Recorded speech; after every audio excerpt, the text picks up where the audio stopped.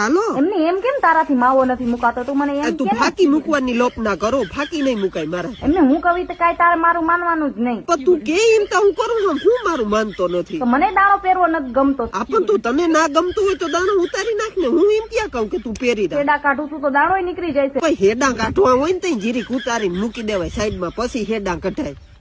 હેડા ભેગા દાણા નીકળી જાય ત્યાં સુધી તમને ખબર ના હોય. રાતે ગોદડું ઓઢું છું તો એમાં દાણો ભરાય છે. હું મને કઈ નહીં થતું પણ હોય રાતે હુઈ તો જીરીક ઉતારી નખાય, પછી કે સાદરમાં આવી જાય. પણ તમને એક એક વસ્તુ શીખાડવી. તો મેં દાણો પહેરી રાખ્યો છે ને, કેમ કે તે મને કીધું કે દાણો પહેરવાનો છે. ના ના હો, મેં તને એમ નથી કીધું તું દાણો પહેરી રાખજે. તો હું તને કઉ છું કે હવે તું માવો મૂકી દે.